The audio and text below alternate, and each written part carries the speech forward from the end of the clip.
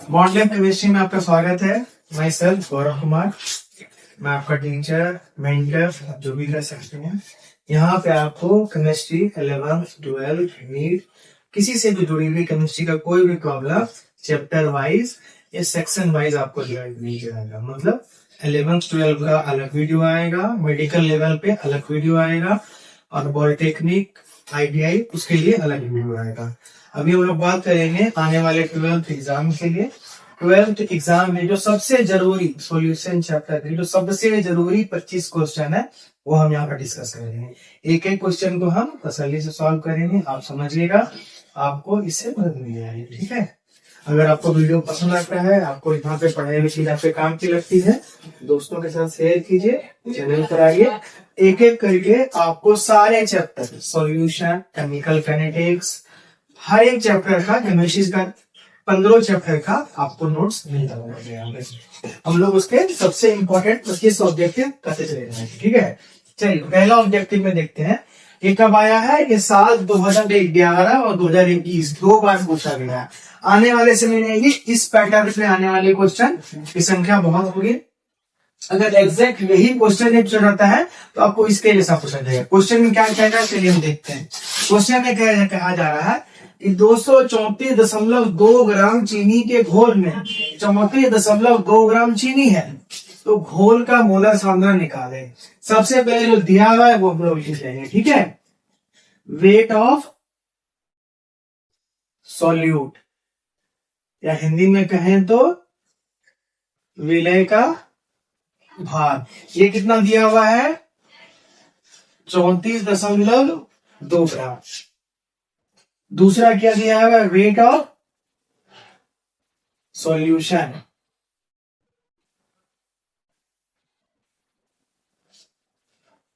विलयन का भार।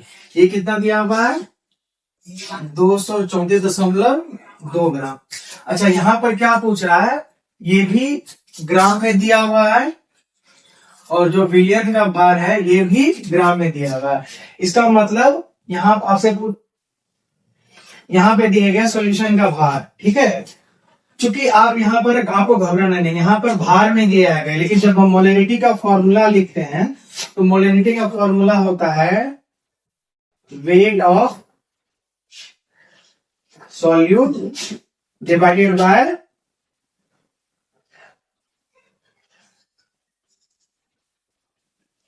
Molecular weight of solute.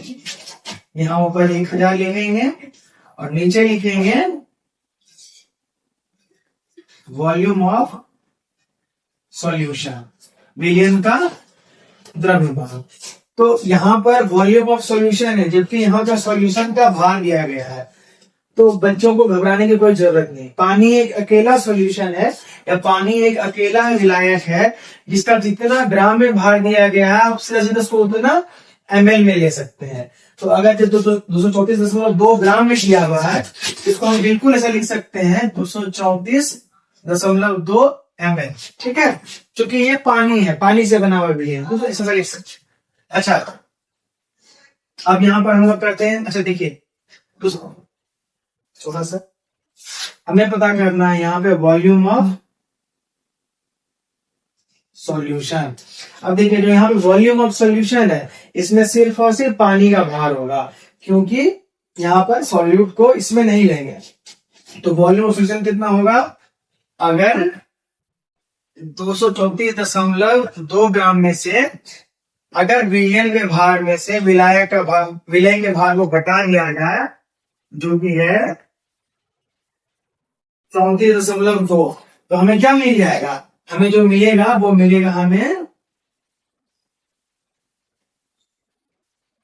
विलायक का भार, जो कि कितना होगा? 200 ग्राम। और हमको ये बात पता है यहाँ पे विलायक का पानी, तो पानी 200 ग्राम बिल्कुल बराबर होगा 200 ml पानी के।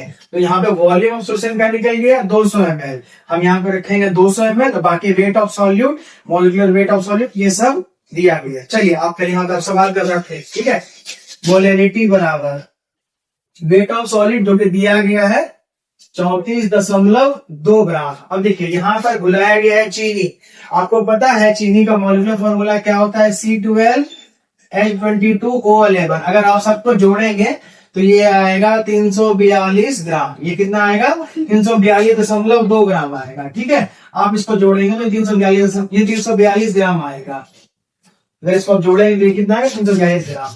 तो आप जो है यहाँ पर भाग लिखें जो दिया गया है क्वेश्चन में, और इसका मॉलिक्यूलर भार कितना हो जाएगा, 342 है। यहाँ पे 1000 से गुना करें, और जो पानी का भार है ये कितना हो गया, 200 ml। तो देखिए ये इससे 1/10 बार में कट जाएगा, और ये इससे 5 बार में कट जाएगा। 5 से ये 2 बार में कट गया, तो जो हमारा मॉलिक्यूल वो क्या निकला, 1/2 मतलब 0.5। अब देखिए कौन से इसमें 0.5 है। यहाँ पे आप देख लेंगे किसी भी ऑप्शन में 0.5 नहीं है। इसका मतलब ये चारों के चारों ऑप्शन गलत है। ये बात आपके एग्जाम्पल में भी, इस सवाल में चारों ऑप्शन गलत है। जो आंसर होगा वो क्या होगा, 0.5 मोलर सॉल्यूशन। ठीक है, ये किसी भी ऑप्शन में तो अभी बार जरूर आने की संभावना है, लेकिन हाँ अगर जब भी आएगा तो ये आप आंसर मिला लीजिए 0.5। ये सवाल इसमें से कोई सा भी नहीं आएगा, ये क्वेश्चन बैंक में आया है। असली आंसर क्या होगा, 0.5। ठीक है, सवाल में दिया गया है केन शुगर। अच्छा देखिए, एग्जामिनर आपको केन शुगर लिखता है जानबूझकर, ताकि आप थोड़ा सा परेशान हो। बहुत परेशान नहीं होना। केन शुगर कुछ और नहीं, चीनी को कहते हैं, जिसका मॉलिक्यूलर वेट 342 ग्राम होता है। यहाँ पर एग्जामिनर ने आपको दिया हुआ है, कह रहा है केन शुगर के 5% मोलर विलियन से, मतलब कि केन शुगर का 5% मोलर विलियन है। मतलब यहाँ पे आपको सीधा अनुभाग न लिख करके आपको परसेंटेज में दिया गया।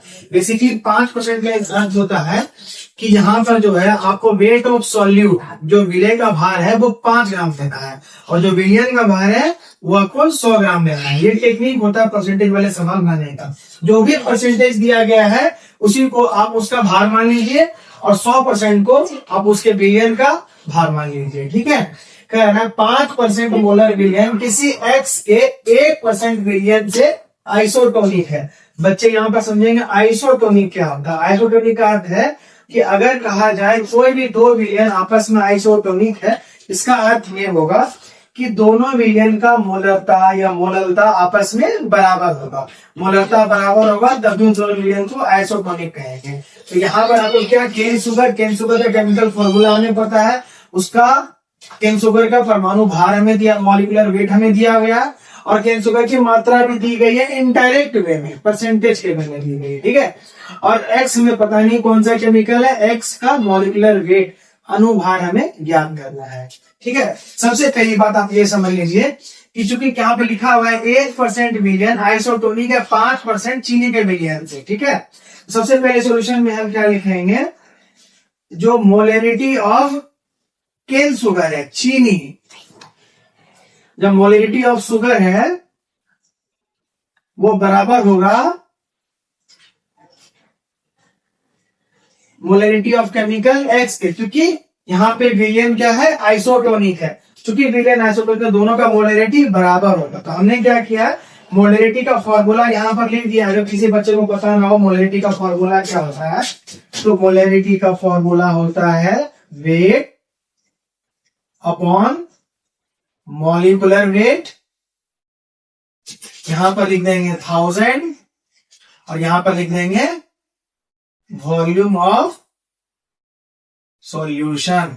ठीक है, ये नियम होता है। उसी तरह देखिए, क्योंकि यहाँ पे परसेंटेज में दिया है, तो हमने आपको सिखाया था अगर 5% हो तो उतना ही ग्राम मान लेंगे, उतना ही भार मान लेंगे, किसका, विलय का।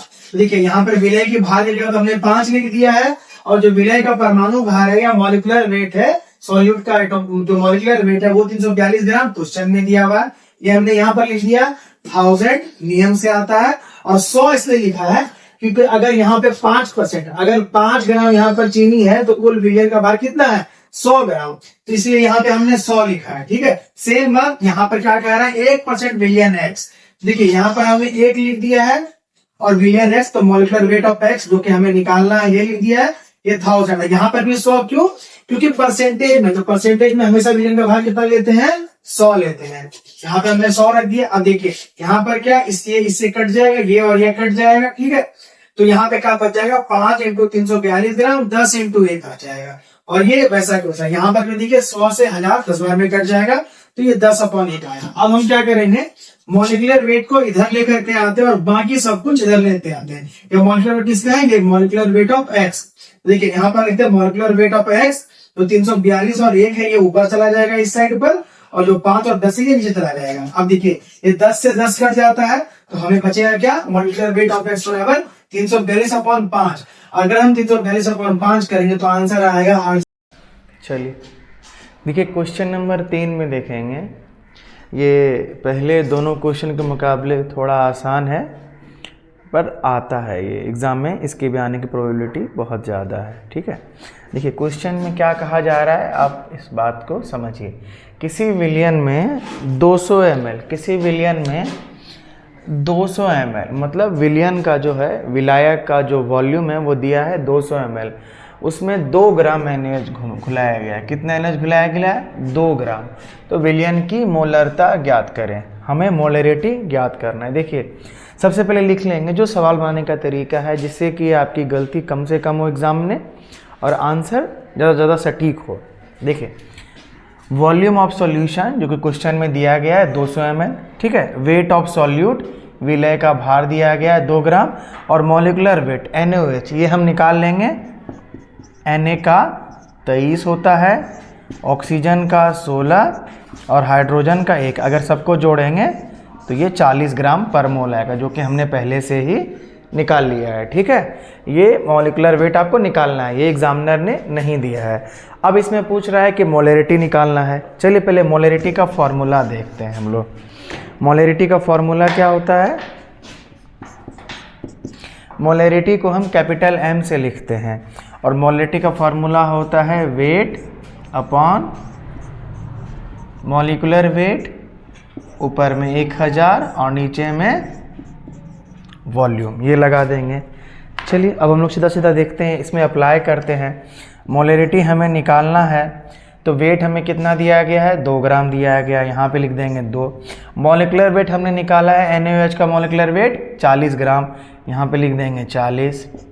1000 ये अपने आप आ जाएगा। अच्छा ये 1000 इसलिए आता है ताकि हम यहाँ पे सॉल्यूशन को ml में लेते हैं, तो ml को लीटर में बदलने के लिए 1000 हम ऊपर लिखते हैं। जब आप डेरिवेशन देखेंगे तो डेरिवेशन में आपको मालूम चल जाएगा कैसे आता है। और नीचे में लिख देंगे हम लोग वॉल्यूम ऑफ सॉल्वेंट, विलायक का कितना वॉल्यूम है, तो जो कि ये है 200 ml। ठीक है, अब यहाँ पर करते हैं, ये 200 ml से ये 5 बारी में कट जाएगा, और ये 5 से ये 8 बारी में कट जाएगा, और 2 से ये 4 बार में कट जाएगा। तो जो हमारा मोलरिटी निकलता है वो निकलता है 1/4। इसी को देखिए 0.25 भी बोल सकते हैं। अब देखिए 0.25 कौन सा है, option number A, B, C या D, तो ऑप्शन नंबर A है हमारा 0.25 मोलर सॉल्यूशन, यही हमारा आंसर हो जाएगा। ये सवाल कब पूछा गया है, ये सवाल देखिए 3 बार पूछा गया है, 2013 में, 15 में और 21 में, ये 3 बार ये सवाल आ चुका है। ठीक है, तो थोड़ा सा शब्दों को बदल करके, थोड़ा सा अंक को बदल करके ये सवाल फिर से आ सकता है। ठीक है, सॉल्यूशन में 7 से 8 नंबर का क्वेश्चन होता है, जिसके लिए सवाल, ये बहुत आसान सा सवाल है, आप इसको ध्यान रखेंगे। देखिए ये भी क्वेश्चन नंबर 4 पे हम देखते हैं। इसमें न्यूमेरिकल पॉइंट ऑफ व्यू नहीं है, लेकिन एग्जामिनर आप कितने अच्छे से सॉल्यूशन चैप्टर को पढ़े हैं ये बात देखना चाह रहा है। सॉल्यूशन में आने वाले जो भिन्न भिन्न प्रकार के जो सवाल होते हैं सबको इसमें पूछ लिया गया है। ठीक है, यहाँ पर देखिए आपसे क्या कहा जा रहा है कि घोलक के 1 kg में उपस्थित घुल्ल के मोलों की संख्या। अगर आपको मोलरिटी इसका फॉर्मूला याद हो तो ये सवाल बहुत आसान है। चलिए सबसे पहले इसका आंसर निकालते हैं। ठीक है, सबसे पहले देखेंगे मोलरिटी, तो मोलरिटी का फॉर्मूला क्या होता है, वेट अपॉन मॉलिक्यूलर वेट, यहाँ 1000 लिखेंगे। अच्छा यहाँ पर क्या होगा, वॉल्यूम ऑफ सॉल्यूशन, या हिंदी में कहें तो यहाँ पे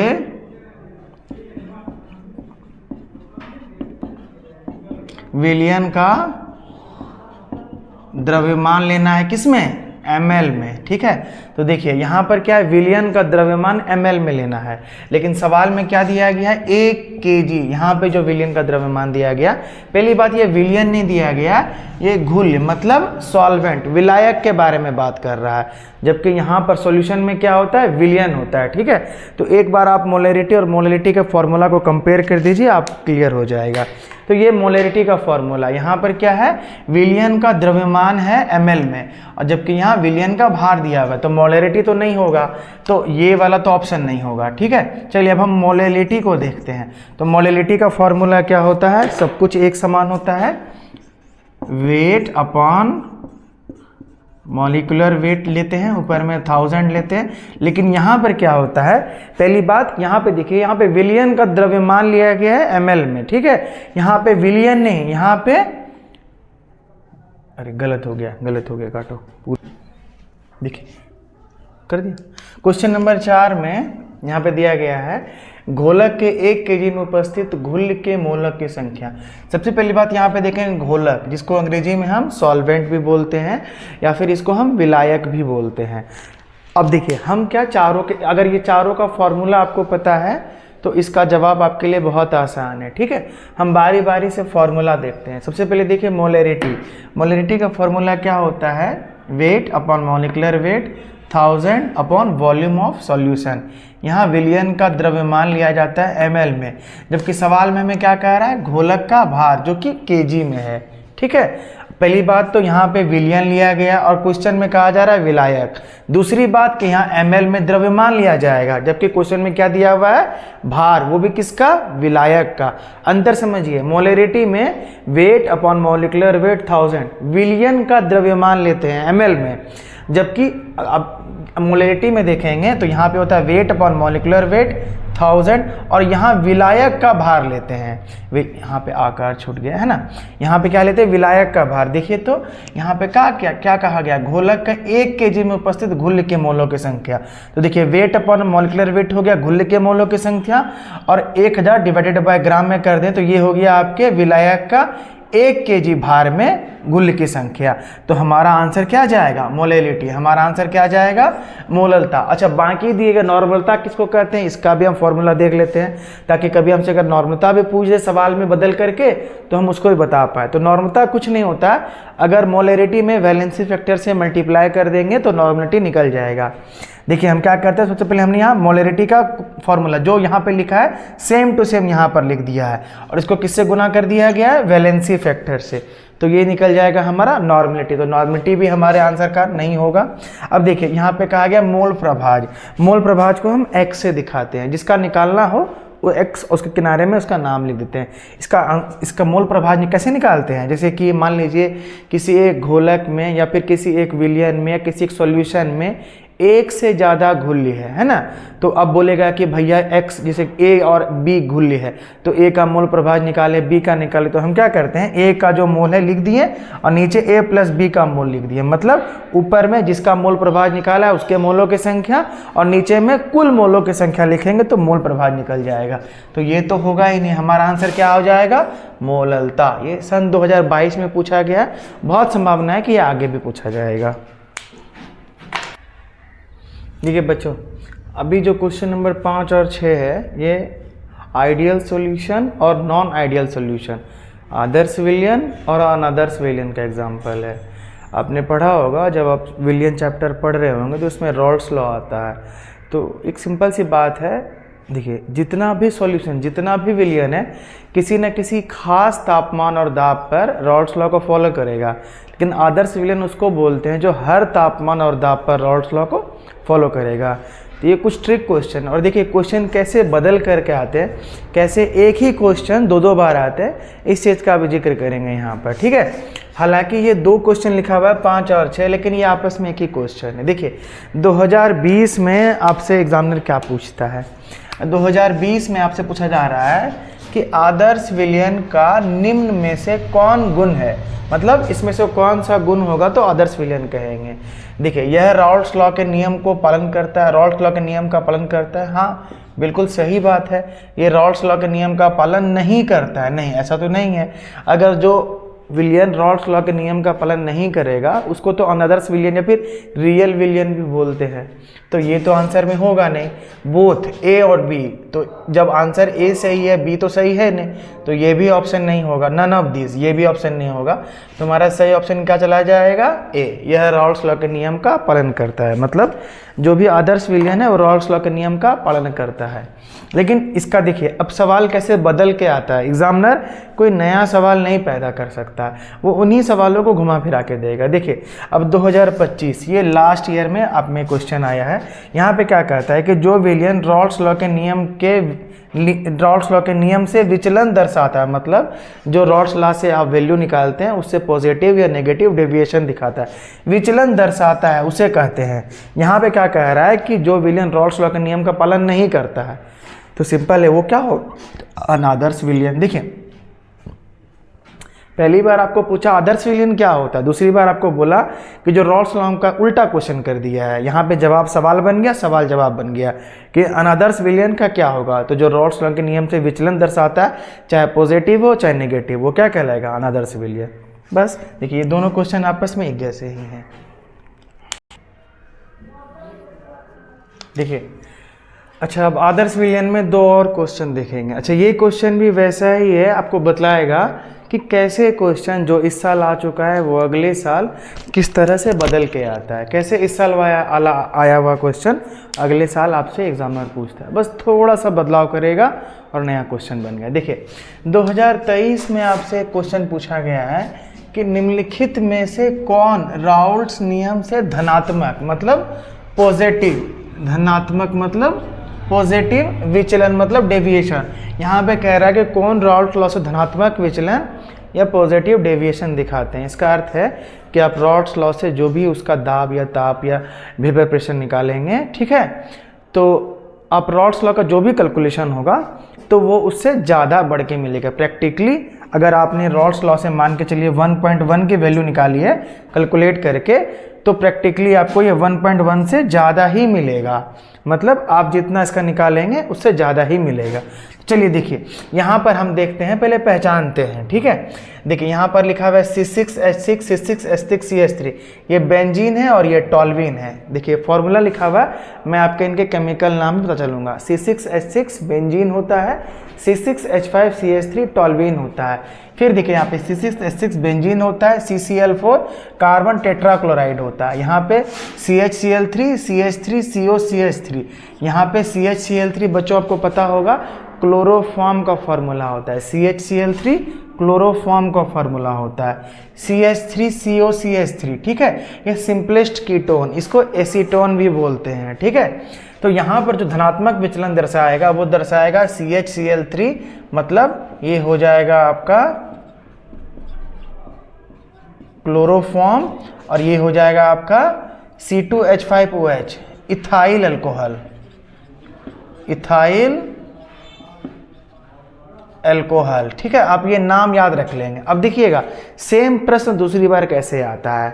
अब ये अच्छा ये 2023 में पूछा गया और इसके अगले ही साल 2024 में सेम सवाल कैसे आता है। इस सवाल में थोड़ा सा भाषा का परिवर्तन कर दिया है। यहाँ पे क्या पूछ रहा है, इनमें से कौन सा विलयन आदर्श घोल नहीं है।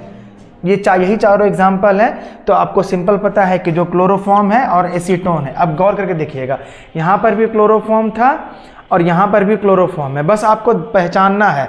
अच्छा देखिए जो एसीटोन है चाहे यहाँ पे इथाइल अल्कोहल है, ये दोनों हाइड्रोजन बॉन्डिंग शो करते हैं, इसीलिए धनात्मक विचलन दिखाते हैं। जैसे यहाँ पे बस यहाँ पे एग्जामिनर ने 2023 में क्लोरोफॉर्म का फॉर्मूला दिया था, ठीक है, CHCl3, यहाँ पे क्लोरोफॉर्म का नाम दे दिया गया और सवाल ये नया सवाल बन गया। तो इसका भी आंसर क्या होगा, क्लोरोफॉर्म और एसीटोन। यहाँ पे कहा है कि कौन सा विलयन आदर्श घोल नहीं, तो हमें पता है कि क्लोरोफॉर्म के साथ एसीटोन मिला है, क्लोरोफॉर्म के साथ इथाइल अल्कोहल मिला है, तो ये धनात्मक विचलन दिखाते हैं क्योंकि इनमें होता है हाइड्रोजन बॉन्डिंग। इसमें क्या होता है, ड्यू टू H बॉन्डिंग, ये 11th में आपको पढ़ाया गया था हाइड्रोजन बॉन्डिंग। हाइड्रोजन बॉन्डिंग के कारण क्लोरोफॉर्म एसीटोन के साथ या अल्कोहल के साथ हाइड्रोजन बॉन्डिंग दिखाता है, ठीक है, और ये धनात्मक विचलन दिखाता है। बस ये 7 और 8 हो गया। चलिए आगे बढ़ते हैं। हो गया ए चलिए देखिए अनुसंख्या, अब हम लोग क्वेश्चन नंबर 9 और 10 है। देखिए सबसे पहले हमने बात की molarity, molality, normality, mole fraction की, उससे 4 से 5 क्वेश्चन किए, फिर 3 से 4 क्वेश्चन किए जो आदर्श विलयन और अनादर्श विलयन का था। आप ये पूरी वीडियो देखिए, इसमें 25 के आसपास क्वेश्चन आएंगे, इनको आप रिविज़न कर लीजिए, ढंग से पढ़ लीजिए। 25 के अलावा 26वां क्वेश्चन बहुत मुश्किल है। आपकी विलयन के मल्टीपल चॉइस क्वेश्चन के सॉल्यूशन के लिए पूरी तैयारी हो जाएगी, ठीक है। अच्छा, इसके बाद अगर ये वीडियो आपको पसंद आता है, आपको इन्फॉर्मेटिव लगता है, तो एक बार सॉल्यूशन का शॉर्ट रिवीजन 1 से सवा घंटे में या 1 से 1.5 घंटे में पूरे विलयन का आपको रिवीजन मिल जाएगा इसी चैनल पर, बॉन्ड लैब केमिस्ट्री और मेरे द्वारा, ठीक है। आप अगर आपको ये अच्छा लगता है तो एक बार शॉर्ट रिवीजन सारे केमिस्ट्री के 12 के सारे चैप्टरों का 1 से 1.5 घंटे में शॉर्ट रिवीजन, मतलब कि अगर 15 चैप्टर हैं तो आप 15 घंटे का वीडियो देख लिए, आपका लगभग शॉर्ट रिवीजन, पासिंग मार्क्स तो आपको दिला ही देगा।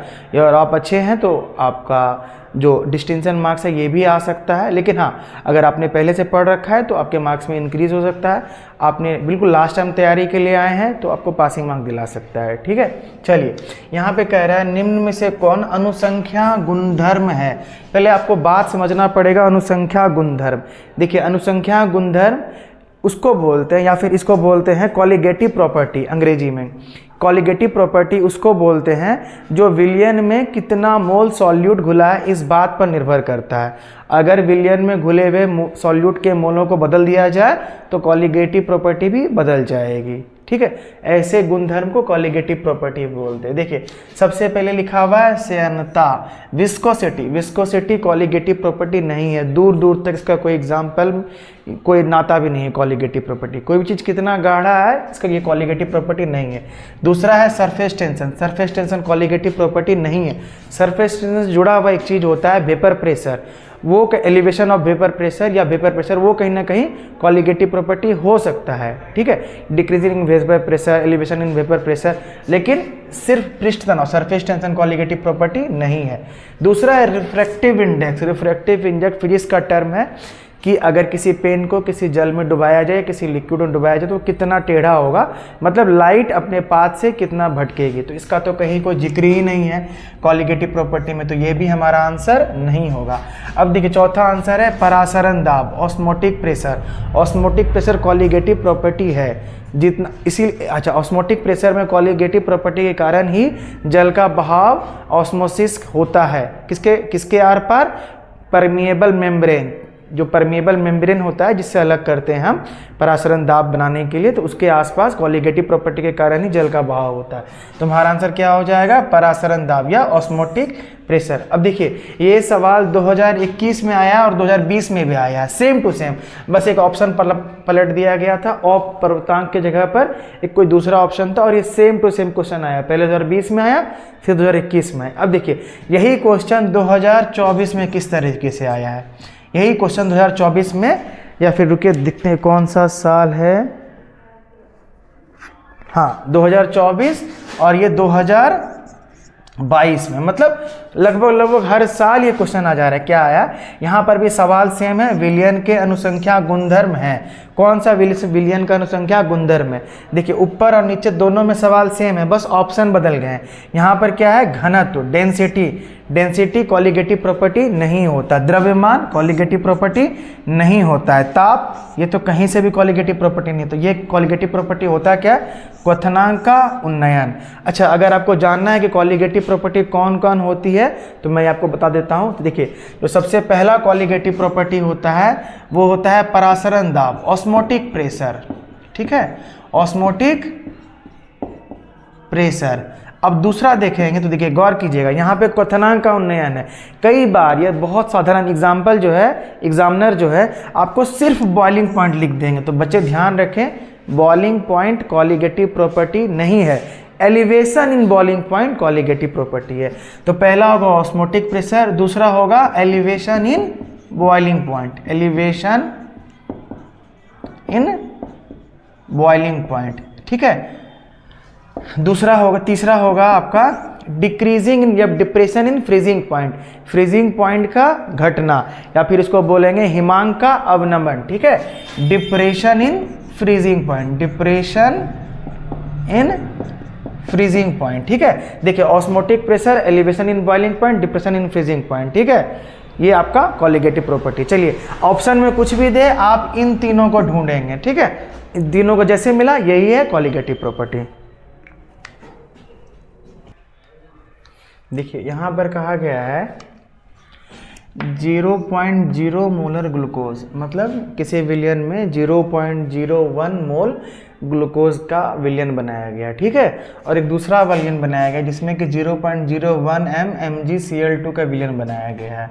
तो अब कह रहा है कि ग्लूकोज के विलयन की तुलना में 0.01 MgCl मैग्नीशियम डाइक्लोराइड विलयन का हिमांक का अवनमन कितना होगा। अगर आप पहली बार में देखेंगे तो चलिए देखिएगा, जो ग्लूकोज है ये भी 0.01 M मोलर सॉल्यूशन है, ठीक है। और जो MgCl2 है 0.01 M MgCl2। तो पहली बार में आपको देख के लगेगा कि सर इसकी भी तो मोलरिटी 0.01 है और इसकी भी मोलरिटी 0.01 M है, तो दोनों की तो मोलरिटी बराबर हुई, ठीक है। अच्छा यहाँ पे हिमांक का अवनमन पहले आप समझेंगे। हिमांक का अवनमन, depression in freezing point. Depression in freezing point क्या है? एक कॉलिगेटिव प्रॉपर्टी, एक अनुसंख्या गुणधर्म है। ऐसी प्रॉपर्टी जो विलयन में कितने विलायक के मोल घुले हुए हैं उस पर निर्भर करता है। तो पहली नज़र में क्या लोगों को क्या लगेगा कि सर दोनों का तो सर विलयन के मोल बराबर ही है। सर इसमें भी देखिए जो विलय है ग्लूकोज उसका मोल 0.01 M है और MgCl2 जो कि इसमें विलय इसका भी मोल 0.01 M है। तो बच्चे बोलेंगे सर इसका आंसर होना चाहिए समान। ऐसा किया तो गलत किया। देखिए अगर आपने पढ़ा होगा तो आपको पढ़ाया हो गया। देखिए कुछ एक सॉल्यूट होते हैं वो इलेक्ट्रोलाइटिक होते हैं, मतलब पानी में जाने के बाद वो फर्दर टूटते हैं। और कुछ एक गुण होते जैसे कुछ एक सॉल्यूट होते हैं जैसे कि ग्लूकोज हो गया और जैसे सुक्रोज हो गया, ये नॉन इलेक्ट्रोलाइटिक होते हैं। अगर आप 1 मोल डालेंगे तो वो पानी में भिजा के 1 मोल ही रहेंगे। तो यहाँ पर देखिए इसी बात को देखेंगे हम, जैसे कि ग्लूकोज है, ठीक है। तो ग्लूकोज क्या है? एक नॉन इलेक्ट्रोलाइटिक सॉल्यूट है, ठीक है। ये 0.1 M मोल पानी में जा करके 0.01 M मोल के जैसा ही बिहेव करेगा। लेकिन यहीं पर आप देखेंगे MgCl2, ठीक है। तो MgCl2 एक इलेक्ट्रोलाइटिक है, मतलब ये पानी में जाके टूटेगा। क्या टूटेगा? MgCl2 पानी में जाके बना देगा Mg2 प्लस 2Cl-, मतलब ये 1 मॉलिक्यूल और 2 मॉलिक्यूल। कहने का मतलब है कि अगर आप 1 मोल MgCl डालेंगे तो ये पानी में जाकर के 2 + 1 3 मोल की तरह बिहेव करेगा, ठीक है। और आपको पता है अगर 3 मोल की तरह बिहेव करेगा तो ये जो मोलरिटी 0.01 है ये तो यही रहेगी, लेकिन यहाँ पर जो मोलरिटी है वो क्या हो जाएगी? 0.03, लगभग इसके 3 गुना, ठीक है। चूंकि मोलरिटी इसके 3 गुना हो गई, मतलब जो अनुसंख्या गुणधर्म है वो भी 3 गुना हो जाएगा। तो हमारा आंसर यहाँ पे क्या जाएगा? 3 गुना, ठीक है। अच्छा ये सवाल कब आया है? ये सवाल आपके 2021 में, बिहार बोर्ड के 2021 में पूछा गया है। तो बच्चे गलती ना करें, ये समान आंसर नहीं जाएगा। जब भी आपको एग्जामिनर क्वेश्चन देंगे वहाँ पे मोलरिटी बराबर लिखा रहेगा, लेकिन आप देखें कि सॉल्यूशन जो सॉल्यूट है वो इलेक्ट्रोलाइटिक है कि नहीं। अगर इलेक्ट्रोलाइटिक है तो जवाब बदल जाएगा, जैसे कि यहाँ पे जवाब गया 3 गुना। देखिए क्वालिटेटिव प्रॉपर्टी या फिर अनुसंख्या गुणधर्म, ठीक है, कॉलिगेटिव प्रॉपर्टी या अनुसंख्या गुणधर्म। देखिए ये लगभग हर साल इससे 1 या 2 नंबर निश्चित रूप से आपके एग्जामिनर देते हैं। ये एग्जामिनर का बहुत फेवरेट टॉपिक है। अच्छा इसमें कोई बहुत बड़ा कैलकुलेशन नहीं करना होता है, बस आपको दिमाग एक्टिव रखना है, आपको ध्यान रखना है कि पूछा क्या जाता है बार बार, ठीक है। चलिए अभी यहाँ पर 12, 13, 14 और पहले के भी 2 क्वेश्चन करवाए थे। अगर देखिएगा तो 5 क्वेश्चन आप एक ही जानकारी से बना सकते हैं। ये 5 क्वेश्चन अलग अलग नहीं है, एक ही जानकारी को बार बार घुमा घुमा के दे रहा है। देखिए 2021 में आपसे पूछा गया है CaNa3 होल ट्वाइस का वॉन्ट ऑफ गुणांक क्या होता है। मेरी बात समझिए, अभी लास्ट क्वेश्चन में आपको मैंने बताया इलेक्ट्रोलाइटिक सॉल्यूट। देखिए कोई भी सॉल्यूट या कोई भी केमिकल जो पानी में जाकर टूटता है उसको इलेक्ट्रोलाइटिक सॉल्यूट बोलते हैं, और जितने भाग में टूटता है उसी को बोलते हैं उसका वॉन्ट ऑफ फैक्टर। जैसे देखिए यहाँ पर पूछा गया है CaNO3 होल ट्वाइस का वॉन्ट ऑफ गुणांक क्या होगा। यहाँ पर अच्छा, यहाँ पर इसका आंसर हम यहाँ पर देखते हैं, ठीक है, बच्चों को दिक्कत ना हो। CaNO3, ठीक है, CaNO3 होल ट्वाइस।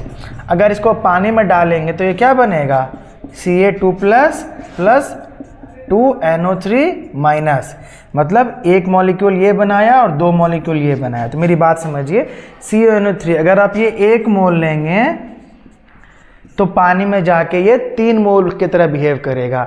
चूंकि एक मॉलिक्यूल पानी में जाके 3 मॉलिक्यूल बन जा रहा है तो जो इसका वॉन्ट ऑफ फैक्टर होगा वो कितना होगा, 3। मतलब ये एक इलेक्ट्रोलाइटिक सॉल्यूट है जो पानी में जाकर टूट रहा है और उसका वॉन्ट ऑफ फैक्टर होगा 3। इसका आंसर चला जाएगा 3। अब देखिए अगर आपको ये जानकारी है तो कैसे आप आने वाले सालों के सवाल बिल्कुल आसानी से बना सकते हैं। 2013 और 2022 में, मतलब इसके जस्ट अगले साल ये क्या सवाल आया है, निम्नलिखित में से किसका हिमांक अवनमन सबसे ज़्यादा होगा। यहाँ पे आपसे पूछा जा रहा है हिमांक अवनमन। आपको लगेगा सर यहाँ तो सर वॉन्ट ऑफ गुणांक पूछा जा रहा था, यहाँ हिमांक अवनमन पूछा जा रहा है, दोनों अलग अलग सवाल है। नहीं, एक ही सवाल है। आपको पता होना चाहिए जो हिमांक का अवनमन है मतलब डिप्रेशन इन फ्रीजिंग पॉइंट, ये क्या है, कॉलिगेटिव प्रॉपर्टी, ठीक है। और कॉलिगेटिव प्रॉपर्टी डिपेंड करता है कि नंबर ऑफ मोल्स कितने घुले हुए हैं विलियन में, या फिर number of mole of solute पे डिपेंड करता है। तो देखिए यहाँ पे कह रहा है किसका हिमांक का अवनमन सबसे ज़्यादा होगा। देखिए हम बात करते हैं K2SO4 का, ठीक है। अब देखिए K2SO4 क्या है, एक इलेक्ट्रोलाइटिक पानी में जाके टूटने वाला है, ठीक है, और इसका वॉन्ट ऑफ फैक्टर कितना होता है, 3। K2SO4 को अगर आप देखेंगे तो ये पानी में जा करके 2K प्लस और SO4 2 माइनस में बदलेगा, मतलब इसका जो वॉन्ट ऑफ फैक्टर है वो कितना होगा, 3, ठीक है। अब NaCl को देखेंगे तो ये पानी में जा करके Na प्लस और Cl माइनस में टूटेगा, इसका वॉन्ट ऑफ फैक्टर कितना होगा, 2। अब यूरिया को देखेंगे तो यूरिया जो है नॉन इलेक्ट्रोलाइटिक सॉल्यूशन है, ये पानी में जाके टूटेगा नहीं, इसका वॉन्ट ऑफ फैक्टर कितना होगा, 1, मतलब ये पानी के पहले भी 1 मोल है, पानी में जाने के बाद भी 1 मोल है। ग्लूकोज ये भी जाकर के पानी में टूटेगा तो इसका वॉन्ट ऑफ फैक्टर कितना है, 1 मोल, 1 ही रहेगा इसका, मतलब ये पानी के बाहर भी 1 मोल है, पानी में जाके भी 1 मोल जैसा ही बिहेव करेगा। देखिए यहाँ पे ग्लूकोज का जो वॉन्ट ऑफ फैक्टर है वो 1 है तो ये 1 मोल के जैसा बिहेव करेगा, यूरिया भी 1 मोल के जैसा बिहेव करेगा, तो ये दोनों तो आंसर में होंगे नहीं। अब देखिए NaCl इलेक्ट्रोलाइटिक सोल्यूशन है, ये पानी में जाके टूटेगा पर इसका वॉन्ट ऑफ फैक्टर 2 है तो ये बिहेव करेगा 2 मोल के जैसा, लेकिन K2SO4 का वॉन्ट ऑफ फैक्टर 3 है तो ये बिहेव करेगा 3 मोल के जैसा, मतलब सबसे ज़्यादा हिमांक का अवनमन कौन करेगा, K2SO4।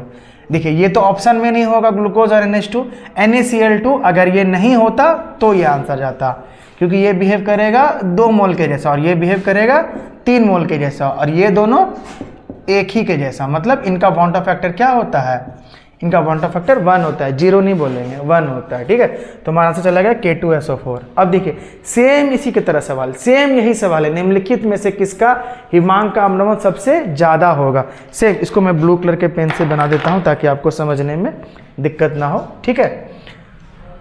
चलिए सेम सवाल है इसमें, निम्नलिखित में से किसका हिमांक का अवनमन सबसे ज़्यादा होगा।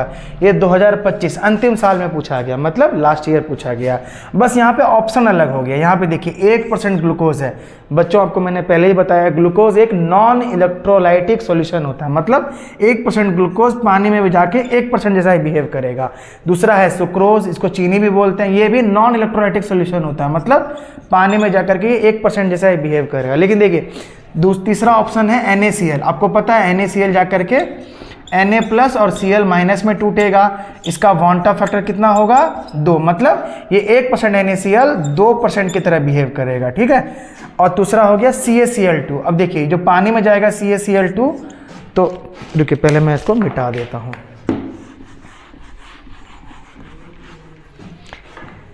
CaCl2 Ca2 प्लस और 2Cl माइनस, मतलब पानी में जा करके ये बिहेव करेगा 3 मोल के जैसा, ठीक है, 1 Ca और 2 Cl, तो इसका वांटर फैक्टर बच्चों कितना हो जाएगा 3, मतलब ये 1% CaCl2 3% की तरह बिहेव करेगा। तो देखिए यहाँ पर 1%, यहाँ पर 1%, यहाँ पर 2% और यहाँ पर 3%। सबसे अधिक सॉल्यूट, सबसे अधिक number of molecule of solute किसका होगा CaCl2 का। देखिए सभी 1% दिख रहे हैं। हालांकि देखिए अगर आप इसको लंबे प्रोसेस से बनाएंगे तो 1% ग्लूकोज का पहले आपको मोलरिटी निकालना पड़ेगा, फिर सुक्रोज का, फिर NaCl का, फिर इसका, ये बहुत ही लेंदी हो जाएगा। तो आप उस चक्करों में ना पड़े, आप ऐसे आंसर दे सकते हैं कि ये लगभग 3 गुना CaCl2 है, ये 2 गुना NaCl है। मतलब ग्लूकोज के कंपेयर, ग्लूकोज और सुक्रोज का जो नंबर ऑफ सॉल्यूट है इसका 2 गुना है NaCl और उसका 3 गुना है CaCl2। तो सबसे ज़्यादा हिमांक का अवनमन किस में होगा CaCl2 में।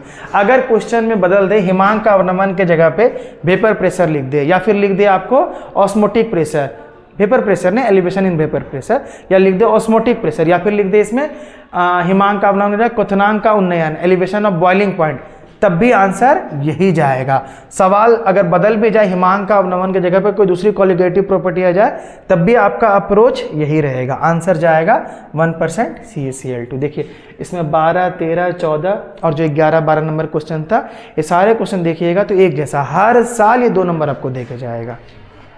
हो गया।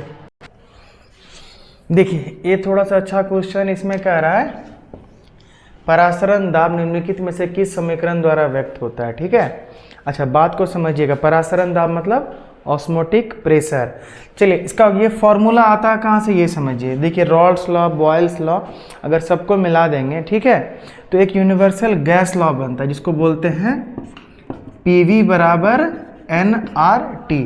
बच्चे पहले समझ लें सारा चक्कर क्या है, ठीक है। यहाँ पर P फॉर प्रेशर है, ठीक है, V वॉल्यूम है, VOLM शॉर्ट में मैंने लिख दिया, ठीक है, N number of mole of solute है, R जो है ये universal gas constant, universal gas constant है, ठीक है, और जो T है यहाँ पर टेम्परेचर है, ठीक है। देखिए इसी फॉर्मूले से हम परासरण दाब का भी फॉर्मूला निकाल देंगे। देखिए ये जो प्रेशर, ये नॉर्मल प्रेशर है, ठीक है। अगर हम यहाँ पे P लिखें और ये लिख दें N/V into R into T, तो बच्चे जानते होंगे जो N/V होता है, N/V को यहाँ पर आप देख लीजिए, N/V को हम मोलरिटी भी बोलते हैं, ठीक है। तो यहाँ पे जो मोलरिटी का टर्म है इसी को हम C भी लिख देते हैं, ठीक है। एक कंसंट्रेशन टर्म भी लिख सकते हैं। देखिए कुछ किसी किताब में ये मोलरिटी लिखा रहेगा, कहीं पर C लिखा रहेगा, आप C मान कर चले। तो देखिए जो N/V है, ठीक है, अच्छा यही जो N/V है इसी को C बोलेंगे, ठीक है। C का मतलब क्या हो जाएगा बच्चे N/V, और N/V के जगह पे ला देंगे C, यहाँ पे ला देंगे R, यहाँ पे ला देंगे T। देखिए P बराबर क्या है CRT होगा, ठीक है। देखिए अब ऑप्शन देखेंगे हम लोग कि ये हमारा निकल गया परासरण दाब का फॉर्मूला, ठीक है। अब देखेंगे यहाँ पर P बराबर RT अपॉन C, ये नहीं होगा, RC अपॉन ये भी नहीं होगा, CT अपॉन, देखिए तो P बराबर CRT ये है, यही हमारा हो जाएगा आंसर। देखिए बच्चे हमने कुल 15 क्वेश्चन किए हैं यहाँ पर। अगर आप ध्यान से देखेंगे तो ये 15 क्वेश्चन नहीं है, ये 15 प्रकार के क्वेश्चन है, इससे अधिक प्रकार सॉल्यूशन में आपका नहीं है। अगर आपने ये 15 क्वेश्चन कर लिया तो आपका लगभग सारे MCQs जो मल्टीपल टाइप क्वेश्चन सॉल्यूशन के वो हो जाएंगे। ये सारे क्वेश्चन कभी ना कभी एग्जाम में आए हुए हैं, ठीक है। अब अगर आपको ये अच्छा लगता है, आपको ये समझ में आता है, तो जो नेक्स्ट है हम 10 से 15 क्वेश्चन करेंगे शॉर्ट क्वेश्चन, जिसका कि आंसर आपको हम विजुअली या आपको मुंह से समझा दिया जाएगा, या फिर जो न्यूमेरिकल्स आ चुके हैं जो 1 नंबर या 2 नंबर वाले हैं वैसे नंबर करेंगे, ठीक है। ये MCQ टाइप 15 है, सॉल्यूशन में इससे ज़्यादा क्वेश्चन नहीं है, आपके लगभग सारे सवाल हो जाएंगे, ठीक है। अब इसके बाद इसका पार्ट 2 देखें जिसमें कि हम शॉर्ट और वेरी शॉर्ट क्वेश्चन करेंगे, ठीक है, जो 1 वर्ड आंसर वाले होते हैं वो करेंगे।